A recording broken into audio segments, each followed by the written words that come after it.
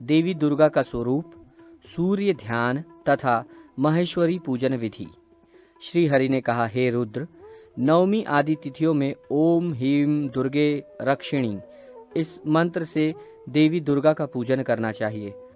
मार्गशीर्ष मास की तृतीया तिथि में आरंभ करके नामक्रम के अनुसार गौरी, काली, उमा, दुर्गा, भद्रा, कांति, सरस्वती, मंगला, विजया, लक्ष्मी, शिवा और नारायणी रूप में उन देवी का पूजन करने वाले अधिकृत मनुष्य का ईष्ट से वियोग नहीं होता।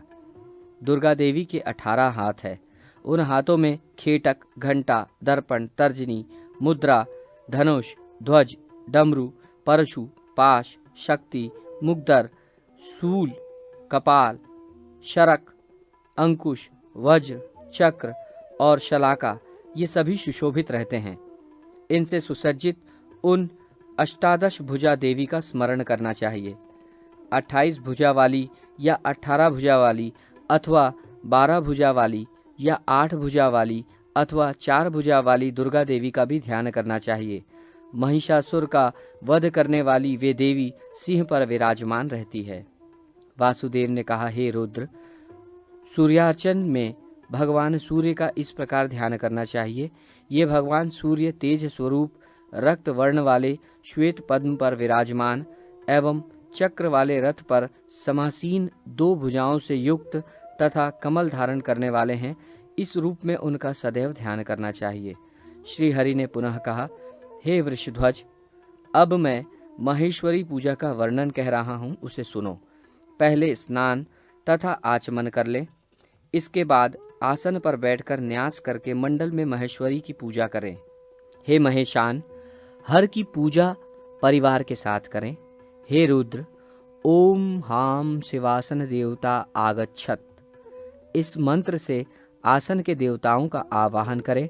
मंडल के मुख्य द्वार पर स्नान, गंध आदि द्वारा ओम हाम गणपतये नमः मंत्र से गणपति की, ओम हाम सरस्वतये नमः मंत्र से सरस्वती की, ओम हाम नंदिने नमः मंत्र से नंदी की, ओम हाम महाकालाय नमः से महाकाल की, ओम हाम गंगाय नमः से गंगा की, ओम हाम लक्ष्मय नमः मंत्र से लक्ष्मी की, ओम हाम महाकालाय नमः मंत्र से महाकाला की पूजा तथा ओम हाम अस्त्राय नमः से अस्त्र की पूजा करें।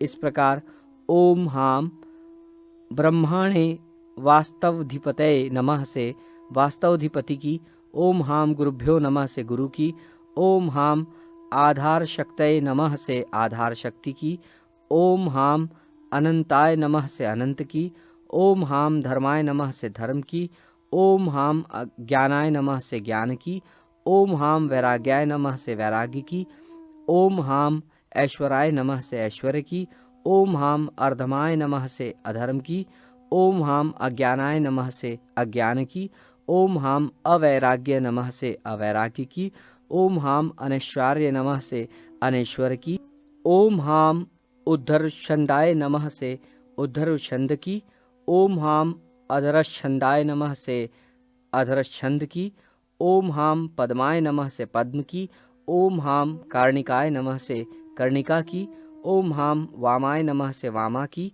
ओम हाम ज्येष्ठाय नमः से ज्येष्ठा की, ओम हाम रौद्रय नमः से रौद्री की, ओम हाम काल्ये नमः से काली की, ओम हाम कल विकर्णे नमः से कल विकर्णी की, ओम हाम बल प्रथमिन्थे नमः से बल प्रथमिनी की, ओम हाम सर्वभूत दन्मन्ये नमः से सर्वभूत दमनी की, ओम हाम मनोमन्ये नमः से मनोन्मनी की, ओम हाम मंडल तृतीयाय नमः से मंडल तृतीय की, ओम हाम होम हम शिव मूर्तये नमः से शिव मूर्ति की, ओम हाम विद्याधिपतये नमः से विद्यापति की और ओम हाम हीम होम शिवाय नमः से शिव की पूजा करें। अनंतर ओम हाम हृदयाय नमः से हृदय की, ओम हीम शिर से नमः से सिर की, ओम हुम शिखाय नमः से शिखा की, ओम हेम कवचाय नमः से कवच की, ओम होम नेत्रताय नमः से नेत्रतय की, ओम हम अस्त्राय नमः से अस्त्र की और ओम हाम सघ्योजाताय नमः से सघ्योजात की पूजा करें। सघ्योजात की 8 कलाएं जाननी चाहिए जो पूर्व आदि दिशाओं में स्थित है। उनकी पूजा इस प्रकार करनी चाहिए।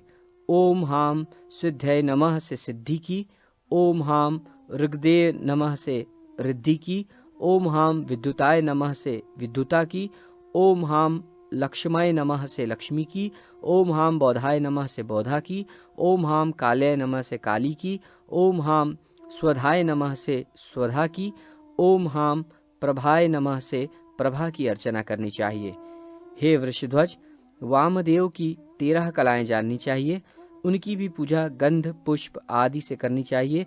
उनकी पूजा से पहले ओम हाम वामदेवाय नमः कहकर वामदेव की पूजा करने के बाद उनकी कलाओं का पूजन करना चाहिए, जैसे ओम हाम रजसे नमः से रज की, ओम हाम रक्षाय नमः से रक्षा की, ओम हाम रत्य नमः से रति की, ओम हाम कन्याय नमः से कन्या की, ओम हाम कामाय नमः से कामा की, ओम हाम जनन्य नमः से जननी की, ओम हाम क्रियाय नमः से क्रिया की, ओम हाम वृद्ध्यै नमः से वृद्धि की, ओम हाम कामार्याय नमः से कार्या की, ओम हाम रात्रय नमः से रात्रि की, ओम हाम ब्राह्मण्य नमः से ब्राह्मणी की, ओम हाम मोहिन्य नमः से मोहिनी की और ओम हाम क्षराय नमः से क्षरा की अर्चना करनी चाहिए। हे वृषध्वज, तत्व पुरुष की 4 कलाएं हैं। पहले ओम हाम तत्व पुरुषाय नमः इस मंत्र द्वारा तत्व पुरुष की पूजा करें। तदनंतर ओम हाम निवृत्तये नमः से निवृत्ति की, ओम हाम प्रतिष्ठाय नमः से प्रतिष्ठा की, ओम हाम विद्याय नमः से विद्या की और ओम हाम शांतये नमः से शांति की पूजा करना चाहिए। अघोर की भैरव संबंधी 6 कलाएं जाननी चाहिए। इनकी पूजा से पहले ओम हाम अघोराय नमः मंत्र द्वारा अघोर की पूजा करने के पश्चात ओम हाम उमाय नमः से उमा की, ओम हाम क्षमाय नमः से क्षमा की, ओम हाम निंद्राय नमः से निंद्रा की, ओम हाम व्याधे नमः से व्याधि की, ओम हाम शुद्धाय नमः से शुद्धा की, ओम हाम तृष्णाय नमः से तृष्णा की पूजा करनी चाहिए। हे वृषभ ध्वज, ईशान देव की 5 कलाएं हैं। इनकी पूजा में ओम हाम ईशान देव नमः इस मंत्र से ईशान की पूजा करने के पश्चात ओम हाम सामित्य नमः से सामिति की, ओम हाम अंगदाय नमः से अंगदा की, ओम हाम कृष्णाय नमः से कृष्णा की, ओम हाम मरीच्य नमः से मरीचि की और ओम हाम ज्वालाय नमः से ज्वाला की पूजा करें। तदनंतर हे शंकर, ओम हाम शिव परिवारेभ्यो नमः से शिव परिवार का, ओम हाम इंद्राय सुराधिपतिये नमः से सुराधिपति इंद्र का, ओम हाम अग्ने तेजोधिपतये नमः से तेजोधिपति अग्नि का, ओम हाम यमाय प्रेताधिपतये नमः से प्रेताधिपति यम का, ओम हाम निरतय रक्षोधिपतये से रक्षोधिपति निरितिका का और ओम हाम वरुणाय जलाधिपतये नमः से जलाधिपति वरुण का, ओम हाम वायवः प्राणाधिपतये नमः से प्राणाधिपति वायु का, ओम हाम सोमाय नेत्राधिपतये नमः से नेत्राधिपति सोम का, ओम हाम ईशानाय सर्वविद्याधिपतये नमः से सर्वविद्यापति ईशान का, ओम हाम अनंताय नागाधिपतये नमः से नागाधिपति अनंत का, ओम हाम ब्रह्मणे सर्वलोकाधिपतये नमः से सर्वलोकाधिपति ब्रह्मा का और ओम हाम धूलिचंडेश्वराय नमः से धूलिचंडेश्वर का आवाहन स्थापन सन्निधान सन्निरोध तथा सकलीकरण करना चाहिए। तदनंतर तत्व न्यास करके मुद्रा दिखानी चाहिए तथा ध्यान करना चाहिए। इसके बाद पाद आचमन अर्ध पुष्प अभ्यंग उद्वर्तन और स्नान तथा सुगंधानुलेपन वस्त्र अलंकार भोग अगन्यास धूप दीप नैवेद्य अर्पण करुद्वर्पण पाद अर्घ्य आचमन गंध एवं तांबुल निवेदन करने के बाद गीत वाद्य नृत्य से महेश्वर को संतुष्ट कर छत्र आदि समर्पित करना चाहिए। मुद्रा का प्रदर्शन करके आवाहित देव के रूप का ध्यान जप तथा तादात्म्य भाव से मूल मंत्र द्वारा जप और पूजा को समर्पित करें। इस प्रकार विविध कामनाओं की सिद्धि के लिए विश्वासु, गंधर्व तथा देवी कालरात्रि आदि की उपासना करनी चाहिए। शिव के पवित्रारोपण की विधि। श्री हरि ने कहा, हे महादेव, अमंगल का नाश करने वाले भगवान शिव के पवित्रारोपण की पूजा विधान को कह रहा हूँ। ये पूजा आषाढ़, श्रावण मास या भाद्रपद मास में होती है। पवित्रारोपण की इस पूजा में पवित्रक, जनेऊ बनाने के लिए सतयुग आदि के भेद से सूत्र धारण का नियम है। जैसे सतयुग के सुवर्ण के, त्रेता के रजत के, द्वापर के ताम्र के तथा कलयुग में कन्या के हाथ से बनाए गए कपास के सूत को ग्रहण करना चाहिए। सूत्र को लेकर पहले उसे तिगुना करके पुनः उसका तिगुना करना चाहिए। इस प्रकार नवगुणित सूत्र से पवित्रक का निर्माण करके वामदेव मंत्र से उसमें ग्रंथि देनी चाहिए। तदनंतर हे शिव, सघोजात मंत्र से उसका प्रक्षालन करके अघोर मंत्र से उसका शोधन करना चाहिए। तत्पुरुष मंत्र से उसमें बंधन तथा ईशान मंत्र से तंतु देवताओं को सुगंधित धूप दिखाना चाहिए। तंतुओं में क्रमशः ओमकार, चंद्र, अग्नि, ब्रह्मा, नाग, शिखी ध्वज, सूर्य, विष्णु और शिव का वास है। ये 9 तंतु के देवता हैं। हे रुद्र, इस पवित्रक में 108 या 50 अथवा 25 तंतु होने चाहिए। ये क्रमशः उत्तम, मध्यम तथा कनिष्ठ हैं। पवित्रक में 10 ग्रंथिका का मान है। अतएव प्रत्येक 4 अंगुल या 2 अंगुल अथवा 1 अंगुल का अंतर देकर एक एक ग्रंथि का बंधन देना चाहिए। हे सदाशिव, उन ग्रंथियों के नाम इस प्रकार हैं: प्रकृति, पौरुषी, वीरा, अपराजिता, जया, विजया, रुद्रा, अजिता, मनोन्मनी तथा सर्वमुखी। हे शिव, ग्रंथि बंधन के पश्चात उस पवित्रक को कुमकुम, चंदन आदि सुगंधित पदार्थों से रंजित करना चाहिए। उस गंधानुरंजित पवित्रक को देव को समर्पित कर देना चाहिए। तदनंतर यथाविधि सभी क्रियाओं को करके, हे देवेश, हे महेश्वर, आप अपने गणों के साथ यहाँ पर आमंत्रित हैं। प्रातः काल यहीं पर आपका पूजन करूंगा, अतः आप यहाँ पर उपस्थित रहें। इस प्रकार देवता को निमंत्रित करें और गीत वाद्यादि के द्वारा रात्रि जागरण करें। प्रातः उन आमंत्रित पवित्रिकों को भगवान महेश्वर के पास स्थापित करके चतुर्दशी तिथि में स्नान करें और सबसे पहले सूर्य तथा रुद्र की पूजा करें। तदनंतर ललाटस्थ विश्वरूप का ध्यान कर अपने आत्म स्वरूप की पूजा करें। तत्पश्चात अस्त्र मंत्र से प्रोक्षित और हृदय मंत्र के द्वारा अर्पित तथा संहिता मंत्रों से धूपित पवित्रकों को भगवान को समर्पित करना चाहिए। सबसे पहले शिव तत्व और विद्या तत्व की पूजा कर आत्म तत्व और देव तत्व का पूजन करें। भगवान महेश्वर को पवित्रक विधि पूर्वक निवेदित कर स्वयं भी धारण करना चाहिए। विष्णु के पवित्रारोपण की विधि। श्री हरि ने कहा, हे वृषभध्वज, अब मैं आपसे विष्णु के पवित्रारोपण का वर्णन करूंगा, जो भोग तथा मोक्ष दोनों को देने वाला है। प्राचीन समय में हो रहे देवासुर संग्राम में अपनी विजय न होते देखकर ब्रह्मादि देवगण विष्णु की शरण में गए। उन सब की प्रार्थना सुन करके विष्णु ने विजय प्राप्ति के लिए उन्हें अपने गले का हार, पवित्र नामक ग्रैवेयक तथा एक ध्वज प्रदान किया और कहा कि इन्हें देखते ही दानव नष्ट हो जाएंगे। तभी से उन पवित्रकों की पूजा आरंभ हुई। हे हर, प्रतिपदा से लेकर पौर्णमासी तक जिस देवता की जो तिथि कही गई है, उसके अनुसार ही उस तिथि में उन देवताओं का पवित्रारोपण करना चाहिए। हे शिव, शुक्ल पक्ष हो अथवा कृष्ण पक्ष द्वादशी तिथि में विष्णु के लिए पवित्रारोपण का विधान है। व्यतिपात योग, उत्तरायण, दक्षिणायन, चंद्र तथा सूर्य ग्रहण, विवाहादि मंगल एवं वृद्धि कार्यों तथा गुरुजन के आचमन इत्यादि अवसरों पर यह पूजा करनी चाहिए। पवित्रक के उद्देश्य से भी नित्य पूजन हो सकता है, किंतु वर्षा काल में इसका पूजन आवश्यक है।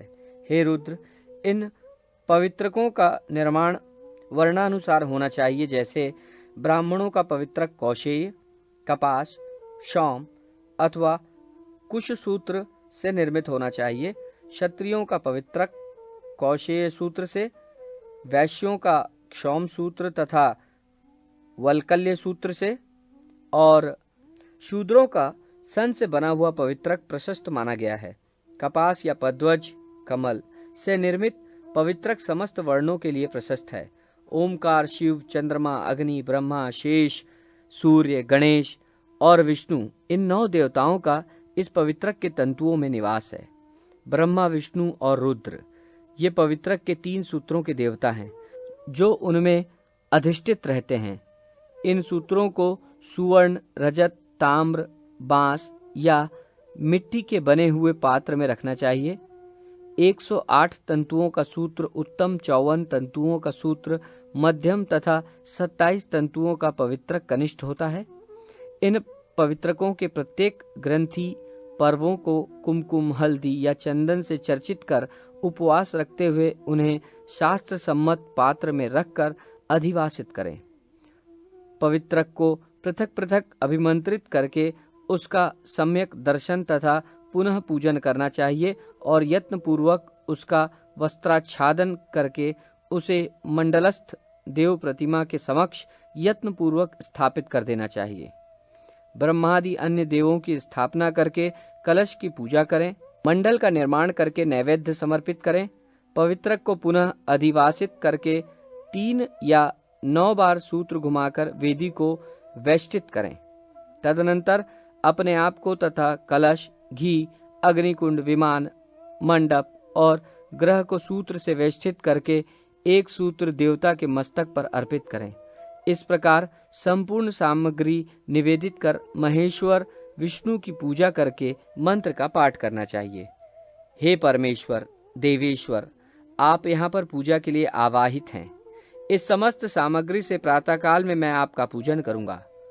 आपकी सन्निधि यहाँ बनी रहे।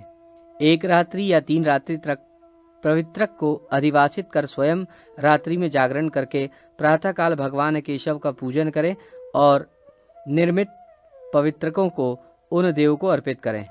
पवित्रक को धूप से धूपित करके मंत्र के द्वारा अभिमंत्रित भी करना चाहिए। गायत्री मंत्र से पूजित इस पवित्रक के द्वारा देव पूजन करके उसे मंत्र पढ़कर देवता के समक्ष स्थापित कर दें। हे देव, ये पवित्रक विशुद्ध रूप से ग्रथित, सुंदर तथा महापातकों को नष्ट करने वाला और संपूर्ण पापों का क्षय करने वाला है। इसे मैं आपके समक्ष स्थापित करता हूँ। तदनंतर इस मंत्र का पाठ कर स्वयं भी धारण करना चाहिए। हे देव, ये विष्णु तेज स्वरूप सर्व पाप विनाशक पवित्रक है। मैं धर्म, काम तथा अर्थ, इस त्रिवर्ग की सिद्धि के लिए इसे अपने कंठ में धारण करता हूँ। अनंतर प्रार्थना करें। हे देव, आपके हृदय पर जिस प्रकार वनमाला और कौस्तुभ विराजते हैं, उस प्रकार तंतुओं की बनी हुई ये माला और पवित्रक आप अपने हृदय पर धारण करें। इस प्रकार प्रार्थना करके ब्राह्मणों को भोजन कराकर और उन्हें दक्षिणा देकर उसी दिन सायंकाल या दूसरे दिन पुनः उसी प्रकार पूजा संपन्न करके मंत्र पढ़ते हुए विसर्जन करें। हे पवित्रक, मैंने इस सावंतसरी पूजा को विधिवत संपादित किया है। इस समय मेरे द्वारा विसर्जित आप विष्णु लोक को पधारें। ब्रह्म मूर्ति के ध्यान का निरूपण। श्री हरि ने कहा, हे रुद्र, भगवान की पवित्रक आदि से पूजा कर ब्रह्मा का ध्यान करके साधक हरि बन जाता है। अब मैं माया जाल को नष्ट करने वाले ब्रह्म के ध्यान का वर्णन करता हूँ, आप सुने।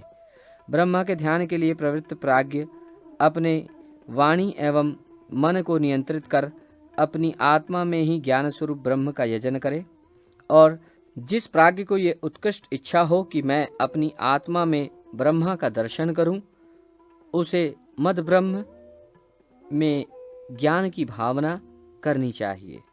ब्रह्मा का ध्यान ही समाधि है। मैं ब्रह्मा हूँ, इस रूप में सदा स्वयं की अवस्थिति ही ब्रह्मा का ध्यान है।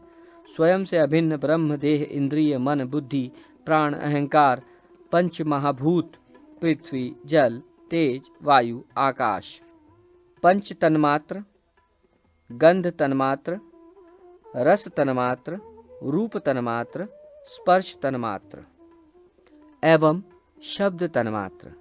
विविध गुण, जन्म और भोजन, शयन आदि भोग से सर्वथा रहित, स्वप्रकाश, निराकार, सदा निरतिशय, नित्य आनंद स्वरूप, अनादि, नित्य, शुद्ध, बुद्ध, सर्वतः परिपूर्ण सत्य स्वरूप, परम सुख स्वरूप, परम पद एवं तुरीय के रूप में वेदों में वर्णित है।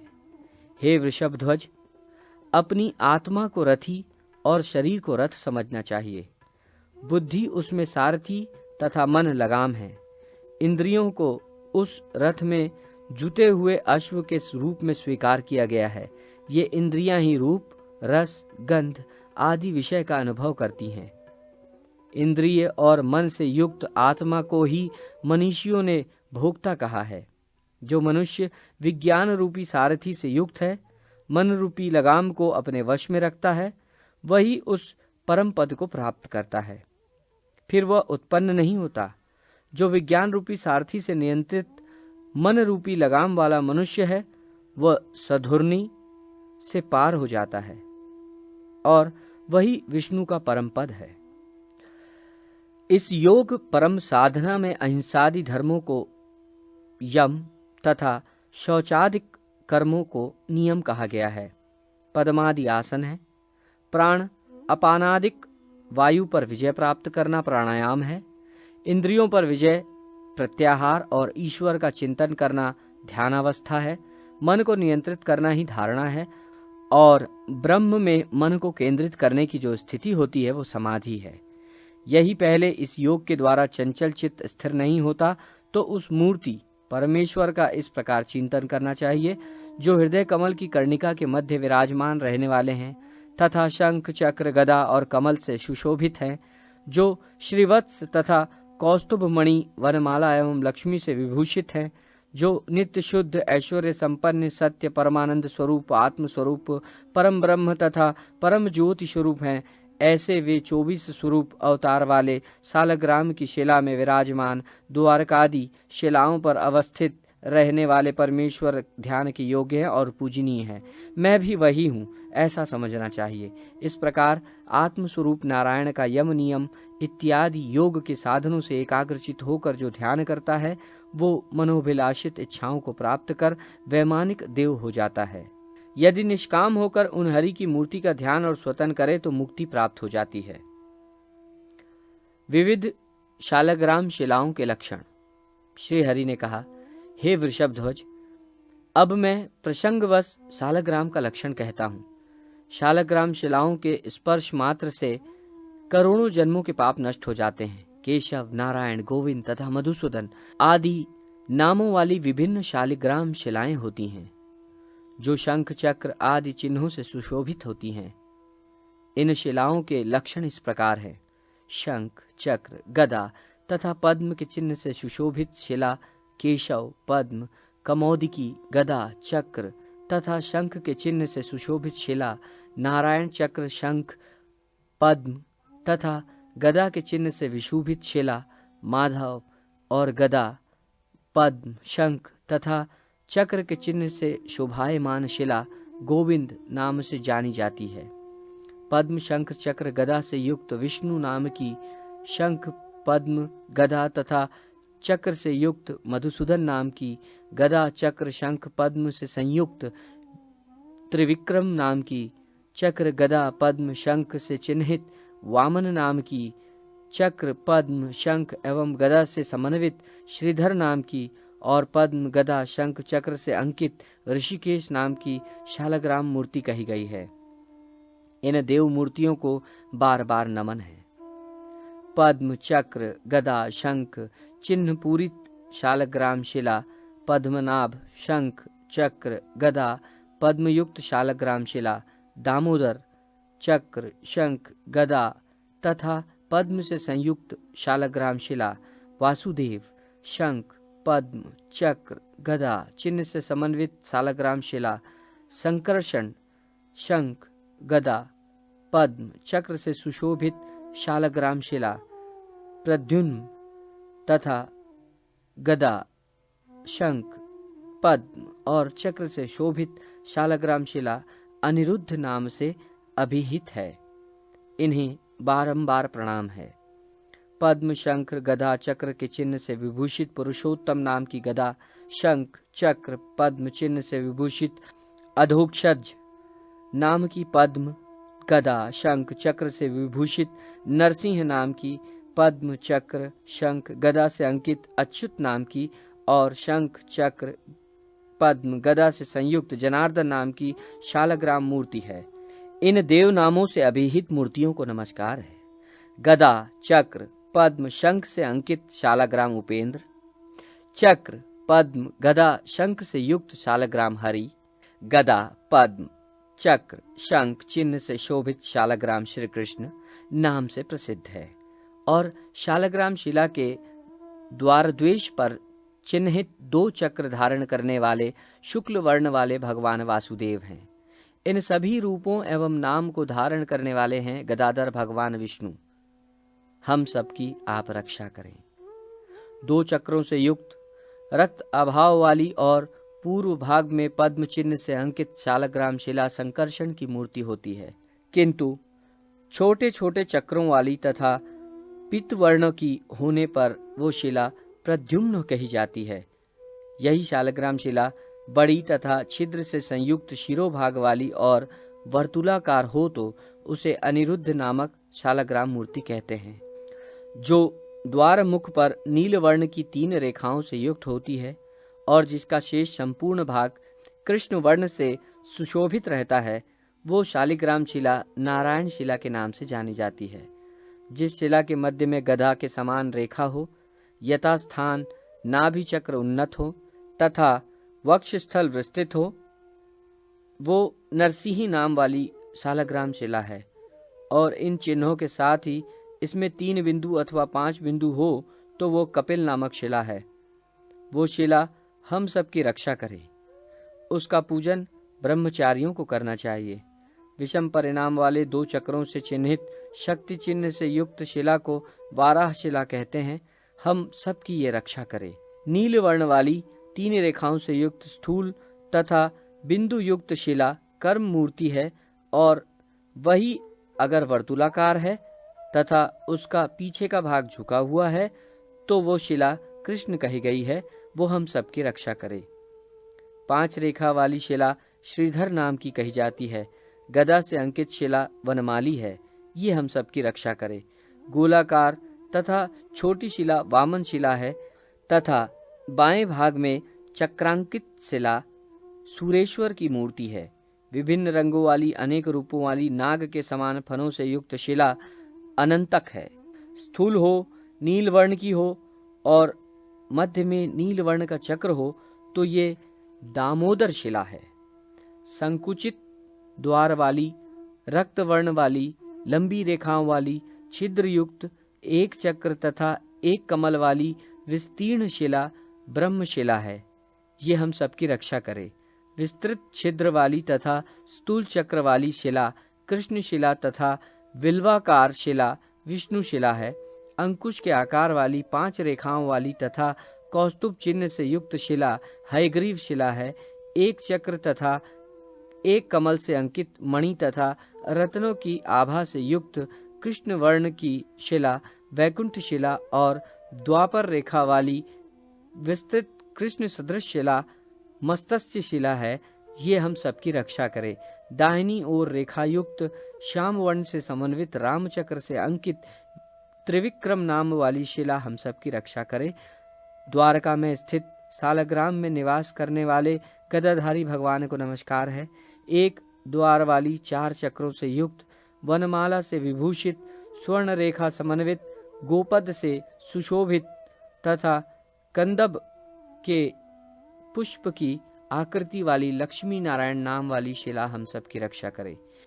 एक चक्र वाले शालग्राम को सुदर्शन कहते हैं।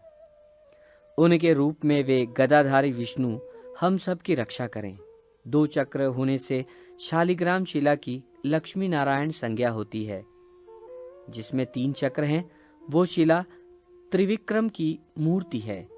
4 चक्र वाली चतुर्व्यूह, 5 चक्र वाली वासुदेव, 6 चक्र वाली सालग्राम शिला प्रद्युम्न, 7 चक्र वाली शिला संकर्षण, 8 चक्र वाली पुरुषोत्तम, 9 चक्र वाली शिला नवव्यूह, 10 चक्र वाली दशावतार तथा 11 चक्र वाली शिला अनिरुद्ध कहलाती है। ये हम सबकी रक्षा करे।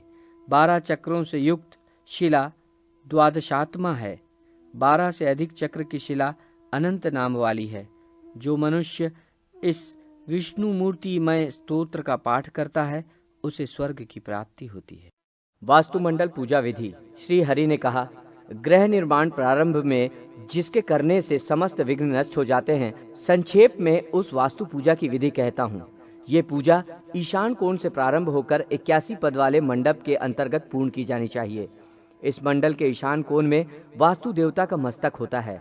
नैऋत्य कोण में उनके दोनों पाद तथा अग्नि और वायु कोण में दोनों हाथ होते हैं। आवास अर्थात भवन, ग्रह आदि, नगर, ग्राम, व्यापारिक पद, प्रासाद, उद्यान, दुर्ग, देवालय तथा मठ आदि के निर्माण में वास्तु देवता की स्थापना एवं पूजा करनी चाहिए। 22 देवता ब्रह्म भाग में तथा 13 देवता अंतः भाग में अवस्थित रहते हैं, यथा ईश, शिखी, पर्जन्य, जयंत, कुलिशायुध, सूर्य, सत्य, भृगु, आकाश, वायु, पूषा, वितथ, ग्रह क्षेत्र, यम, गंधर्व, भृगुराज, मृग, पितृगण, दौवारिक, सुग्रीव, पुष्पदंत, गणाधीप, असुर, शेष, पाप, रोग, अहिमुख, भल्लाट, सोम, सर्प, अदिति तथा दिति ये वास्तुमंडल के बाह्य देव हैं। इन बाह्य देवों का पूजन करके बुद्धिमान व्यक्ति को चाहिए कि वो ईशान आदि चारों कोणों पर स्थित देवताओं की पूजा करे। यथा ईशान कोण में आप, जल, अग्नि कोण में सावित्री, नैऋत्य कोण में जय और वायु कोण में रुद्रदेव की पूजा करें। 9 पद परिमाप के मध्य में ब्रह्मा की पूजा करनी चाहिए और उनके समीप ही अन्य 8 देवताओं का भी पूजन करें। पूर्वाधिक क्रम से उन पूजनीय देवों के नाम इस प्रकार हैं: अयरमा, सविता, विवस्यान, विदुधादिप, मित्र, राजयश्मा, पृथ्वीधर और अपवत्स। ये 8 देव हैं जो ब्रह्मा के चारों ओर मंडलाकार स्थित हैं। दुर्ग निर्माण में ईशान कोण से नैऋत्य कोण पर्यंत सूत्र द्वारा दिया गया रेखांकन वंश कहा जाता है और अग्नि कोण में जब वायु पर्यंत दूसरी रेखा खींची जाती है तो वो वंश रेखा दुर्धर रेखा कहलाती है। वंश रेखा पर ईशान कोण से अदिति, दुर्धर योग, बिंदु पर हिमवंत, नैऋत्य कोण अर्थात वास्तुमंडल के अंतिम नैऋत्य बिंदु पर जयंत के पूजन का विधान है। तत्पश्चात दुर्धर रेखा के प्रारंभ में अग्नि कोण पर नायिका तथा अंतिम छोर वायु कोण पर कालिका देवी की पूजा करनी चाहिए। तदनंतर शुक्र अर्थात इंद्रदेव से लेकर गंधर्व पर्यंत उक्त वास्तु देवों की पूजा करके भवन निर्माण का कार्य प्रारंभ करना चाहिए। वास्तु भवन के सम्मुख भाग में देवालय, अग्नि कोण में पाकशाला, पूर्व दिशा में यज्ञ मंडप, ईशान में काष्ठ या प्रस्तर से बनी पट्टिकाओं के द्वारा घिरा हुआ सुगंधित पदार्थों तथा पुष्पों को रखने का स्थान, उत्तर दिशा में भंडारागार, वायु कोण में गौशाला, पश्चिम दिशा में खिड़की तथा जलाशय, नैऋत्य कोण में समिधा, कुश, ईंधन तथा अस्त्र शस्त्र का कक्ष, दक्षिण दिशा में सुंदर शैया, आसन, पादुका, जल, अग्नि, दीप और सज्जन भृत्यों से युक्त अतिथि गृह का निर्माण करना चाहिए। ग्रह के बीच समस्त रिक्त भाग में कूप, जल सिंचित कदली ग्रह और 5 प्रकार के पुष्प पादपों को सुनियोजित करें। भवन के बाह्य भाग में चारों ओर 5 हाथ ऊंची दीवार बनाकर वन और उपवन से आच्छादित भगवान विष्णु का मंदिर बनाना चाहिए। इस मंदिर के निर्माण कार्य के प्रारंभ में 64 पद का वास्तुमंडल बनाकर वास्तु देवता की विधिवत पूजा करें। उक्त रीति के अनुसार वास्तुमंडल के मध्य भाग में 4 पद के मंडलागर्त ब्रह्मा तथा उनके समीपस्थ प्रत्येक 2 पद पर अर्यमादि 8 देवों की पूजा करनी चाहिए। तदनंतर कर्ण भाग पर कार्तिकेय आदि की पूजा करके दोनों ओर पार्श्व बिंदुओं पर 2-2 पदों की दूरी में स्थित अन्य पार्श्व देवों का पूजन करें। तत्पश्चात वास्तुमंडल के ईशान आदि कोणों पर क्रमशः चरकी, विदारी, पूतना और पाप राक्षसी नामक देव शक्तियों की पूजा करनी चाहिए। उसके बाद ब्रह्म भाग में हेतुका आदि देवों का पूजन करें। इनके नाम हैतुक, त्रिपुरांतक, अग्नि, वेताल, यम, अग्निजिह्वा, कालक, कराल और एकपाद हैं। उनकी पूजा करने के पश्चात ईशान कोण में भीम रूप, पाताल में प्रेतनायक, आकाश में गंधमाली तथा उसके बाद क्षेत्रपाल देवों की पूजा करनी चाहिए। यथा साध्य वास्तु संकुचित या विस्तृत क्षेत्रफल की राशियों को वसुओं की संख्या अर्थात 8 से पहले भाग दें, उसके बचे हुए शेष भाग को यम माने। पुनः उक्त वास्तु राशि को 8 से गुणा करें, जो गुणनफल हो उसका रक्ष भाग अर्थात 27 से भाग दें, जो शेष हो उसे ऋक्ष या नक्षत्र राशि कहते हैं। जो भागफल है वो अपव्यय कहलाता है।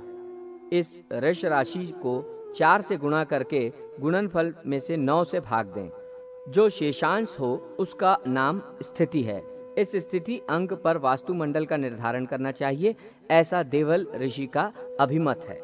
उक्त वास्तु राशि को 8 से गुणा करके जो गुणनफल हो उसे पिंड कहते हैं।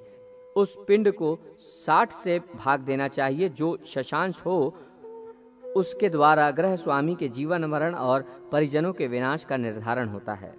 मनुष्य को चाहिए कि वास्तुमंडल के मध्य ही सदा ग्रह का निर्माण करे, उसके पृष्ठ भाग में न करे। इसी प्रकार वास्तुमंडल के वाम पार्श्व में भी ग्रह निर्माण करना उचित नहीं है, क्योंकि वाम पार्श्व में वास्तुदेव सोए रहते हैं, अतः इसमें ग्रह निर्माण नहीं करना चाहिए। सिंह, कन्या तथा तुला राशि रहने पर उत्तर दिशा के द्वार का शोधन करें और उसी प्रकार वृक्षादि अन्य राशियों के रहने पर पूर्व, दक्षिण तथा पश्चिम द्वार का शोधन करना चाहिए, क्योंकि भाद्रपद, आश्विन तथा कार्तिक मास में पूर्व दिशा में मस्तक, उत्तर दिशा में पृष्ठ, दक्षिण दिशा में क्रोड और पश्चिम दिशा में चरण फैलाकर वास्तुनाग सोए रहते हैं। अतः उत्तर दिशा का द्वार इस काल से प्रशस्त होता है। वृश्चिक, धनु एवं मकर राशि अर्थात मार्गशीर्ष, पौष और माघ में वास्तुनाग का सिर दक्षिण, पृष्ठ पूर्व, क्रोड पश्चिम और पैर उत्तर दिशा में रहता है, जिससे उस समय पूर्व दिशा का द्वार शोधन उचित है। कुंभ, मीन तथा मेष राशि अर्थात फाल्गुन, चैत्र तथा बैसाख मास में वास्तुनाग का मस्तक पश्चिम तथा पृष्ठ दक्षिण तथा पैर उत्तर पूर्व दिशा में रहता है, अतः दक्षिण दिशा के द्वार का शोधन इस काल में श्रेयस्कर है। इसी प्रकार वृषभ, मिथुन और कर्क राशि अर्थात ज्येष्ठ, आषाढ़ तथा श्रावण मास में वास्तुनाग का सिर उत्तर, पृष्ठ पश्चिम, क्रोड पूर्व और पैर दक्षिण दिशा में रहता है। उस समय पश्चिम द्वार का शोधन करना उचित होता है। वास्तु के विस्तार के अनुसार आधे भाग में द्वार का निर्माण करना चाहिए। इस प्रकार 8 दिशाओं में 8 द्वार कहे गए हैं। यदि उपयुक्त शास्त्र सम्मत विधि से द्वार शोधन नहीं होता है तो हानि होती है। अतः उपयुक्त विधि से प्रासाद या भवन का निर्माण करके उसके पूर्व में पीपल, दक्षिण में पाकड़, पश्चिम में बरगद, उत्तर में गूलर तथा ईशान कोण में सेमल का वृक्ष लगाना चाहिए, जो घर के लिए शुभ फलदायी होते हैं। इस प्रकार पूजित वास्तु प्रासाद और घर के विघ्नों का नाश करने वाला होता है। प्रासाद लक्षण। सूत जी ने कहा, हे शौनक, अब मैं प्रासाद निर्माण एवं उसके लक्षणों के विषय में कह रहा हूँ, आप सुने। सर्वप्रथम कुशल वास्तुविद की देखरेख में चारों दिशाओं में 64-64 पद परिमाप का एक चतुष्टकोण भूखंड तैयार करना चाहिए, जिसमें 48 पद परिणाम भूमि में दीवाल का निर्माण करें। साथ ही चारों दिशाओं में कुल 12 द्वार बनाए जाएं। प्रासाद की ऊंचाई के परिणाम को अर्थात पृथ्वी तल पर प्रासाद का बनाया गया ऊंचा जो धरातल है उसको प्रासादिक जंघा कहते हैं। भवन की ये जंघा मानव जंघा की अपेक्षा 2.5 गुना अधिक होनी चाहिए। उसके ऊपर निर्मित होने वाले गर्भभाग के विस्तार परिमाप को संक्रांति कहते हैं। गर्भभाग को पुनः 3 अथवा 5 भागों में विभक्त करना चाहिए और शुक्रांगरी के द्वार की ऊंचाई शिखर भाग की आधी करनी चाहिए। 4 शिखर बनाकर उसके तीसरे भाग पर वेदी बंधन करें। उसके चतुर्थ भाग पर पुनः प्रसाद के कंठ भाग का निर्माण करना चाहिए अथवा भवन का निर्माण करने के लिए भूमिखंड को समान 16 भागों में विभक्त करके उस 16वें भाग के चतुर्थ भाग के मध्य में गर्भगृह का निर्माण करवाएं। बचे हुए 12 भाग में भित्ति का निर्माण करें। चतुर्थ भाग की ऊंचाई के अनुसार ही अन्य भित्तियों की ऊंचाई का परिणाम निश्चित करना चाहिए। भित्ति की ऊंचाई के मान की अपेक्षा शिखर की ऊंचाई दुगनी होनी चाहिए। मंदिर के चारों ओर बनाने वाले प्रदक्षिणा भाग का विस्तार शिखर भाग की ऊंचाई के मान का चतुर्थांश होना चाहिए। बुद्धिमानों को चाहिए कि वे उस देव प्रासाद में चारों दिशा में निर्गम बाहर निकलने के लिए द्वार रखें। गर्भगृह के चतुर्दिक भित्तियों में प्रत्येक भित्ति का 5 भाग करके उसके मध्य के 5वें भाग में द्वार लगाना चाहिए। ऐसा ही गर्भ के प्रत्येक द्वार का मान वास्तुविद विद्वानों ने निर्धारित किया है। गर्भगृह के समान उसके अग्रभाग में भूमंडल बनाना चाहिए। ये प्रसाद का सामान्य लक्षण कहा गया है। अब मैं लिंग निर्माण के परिणाम को कह रहा हूँ। हे शौनक, लिंग के परिणाम के अनुसार उसकी पीठ का निर्माण होना चाहिए। पीठ भाग का दुगना चारों ओर पीठ का गर्भ भाग हो। पीठ गर्भ के अनुसार ही उसकी भित्ति तथा उसके विस्तार के अर्ध परिणाम में उस लिंग पीठ का जंगा भाग निर्मित करें। हे शौनक, जंगा भाग के परिणाम की अपेक्षा द्विगुणित ऊंचा शिखर होना चाहिए। पीठ और गर्भ भाग के मध्य जो परिणाम हो, उस परिणाम के अनुसार शुक्रांग्री भाग निर्मित होता है। द्वार निर्माण के समय पहले जैसा कहा जा चुका है, शेष कार्य वैसा ही होगा। लिंग का परिणाम बताया जा चुका है, अब द्वार का परिणाम कहते हैं। 4 हाथ 6 फुट का द्वार बनाया जाए, जो वास्तु से 8वां हिस्सा होता है। स्वेच्छा अनुसार इसका दुगना विस्तार हो सकता है। द्वार के सदृश पीठ के मध्य भाग को छिद्र युक्त ही रखना चाहिए। पादिक, शैशिक तथा भित्ति द्वार परिणाम के अनुसार ही उसके अर्ध परिणाम की दूरी पर निर्मित करें। उस गर्भ भाग के विस्तार के समान ही मंडल के जंगा भाग का निर्माण करके उस जंगा भाग के द्विगुण के परिणाम में ऊंचे शिखर भाग को निर्मित करें। शुक्राग्री भाग को पहले की ही भांति बनवाकर निर्गम अर्थात द्वार भाग को ऊंचा ही बनवाएं। ऐसा मंडप निर्माण का मान है। इसके अतिरिक्त शेष प्रासाद भाग के स्वरूप कह रहा हूं, उसे सुने। प्रासाद मंडप के अग्रभाग में त्रैवेद अर्थात त्रिद्वारी का निर्माण करना चाहिए, जिसके क्षेत्र भाग में देवगण विद्यमान रहते हैं। इस प्रकार प्रासाद के मान का अवधारण करके ब्रह्म भाग का निर्माण करें। इस निर्माण कार्य में प्रासाद के चारों ओर 1 पाद परिणाम वाली नेमी या नींव का निर्माण करना चाहिए। वैसे संसार में गर्भगृह के परिणाम के अनुसार नेमी का मान उसका द्विगुण है। भित्ति की चौड़ाई से 2 गुना ऊंचा उसका शिखर भाग होना चाहिए। लक्षणों एवं स्वरूप की भिन्नता के कारण प्रसाद अनेक प्रकार के होते हैं, यथा वैराज, पुष्पक, कैलाश, मल्लिका, माणिक तथा त्रिविष्टिप। ये 5 प्रकार के प्रसाद हैं।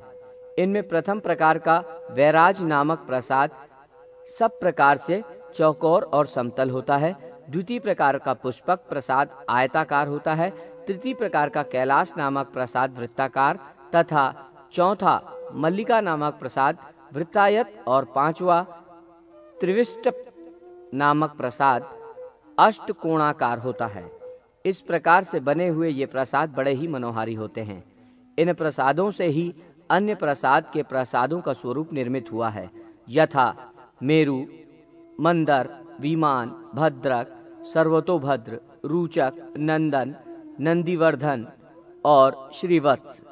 ये 9 प्रकार के चौकोर प्रसाद वैराज नामक प्रासाद निर्माण की कला से ही उत्पन्न हुए हैं।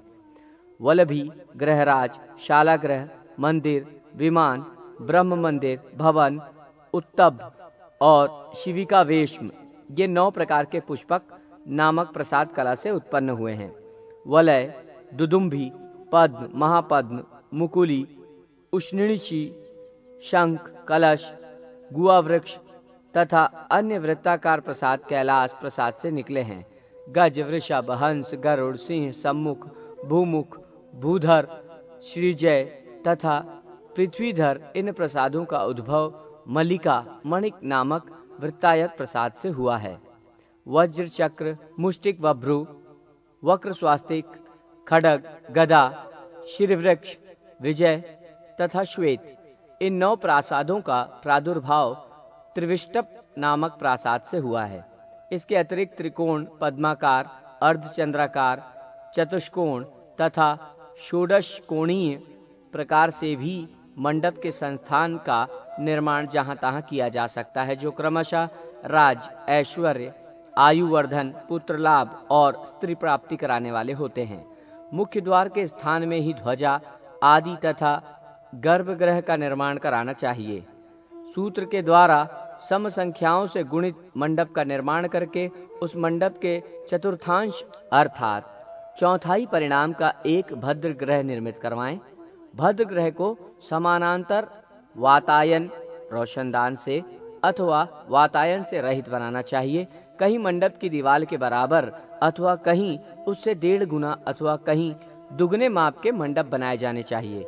प्रासाद के लता मंडप की भूमि विषम तथा चित्र विचित्र रंग बिरंगी वर्ण की बनानी चाहिए। परिणाम विरोध रहने पर उसे विषम रेखाओं से अलंकृत किया जा सकता है।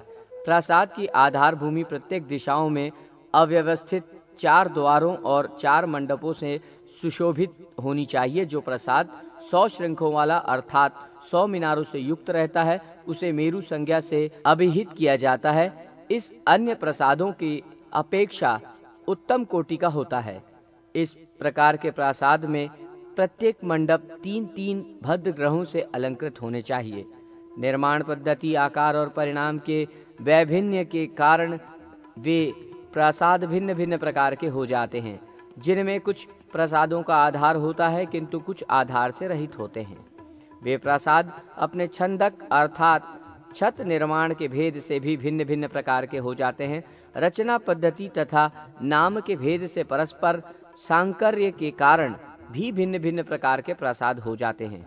देवताओं की विशेषता के कारण बहुत प्रकार के प्रासाद बताए गए हैं। यद्यपि स्वयंभू देवताओं के लिए निर्मित होने वाले प्रासाद के निमित्त कोई नियम नहीं है, तथापि देवों के लिए उक्त मान के अनुसार ही उन प्रासादों का निर्माण करना चाहिए जो चतुरस्र अर्थात चौरस भूमि पर समान 4 कोणों से समन्वित हो। वे प्रासाद चंद्रशालाओं से युक्त तथा भेरी शिखर से संयुक्त होने चाहिए। उनके सामने के भाग में वाहनों के लिए लघु मंडप भी निर्मित हो। देव प्रासाद के द्वार द्वेष की सन्निधि में नाट्यशाला बनानी चाहिए। प्रासाद के विभिन्न दिशाओं के मुख्य द्वारों पर अलग अलग द्वारपाल बनाने चाहिए। उस देव प्रसाद से कुछ दूर देवालय में रहने वाले सेवक वर्ग के लिए आवास बनवाना चाहिए। देव प्रसाद की भूमि फल, पुष्प और जल से परिपूर्ण होनी चाहिए। ऐसे प्रसादों में देवताओं को स्थापित करके उनकी अर्धाधिक विधिक प्रकार से उपचारों से पूजा करनी चाहिए। वासुदेव तो सर्वमय हैं। उनके भवन का निर्माण करने वाला व्यक्ति सभी फलों को प्राप्त करता है।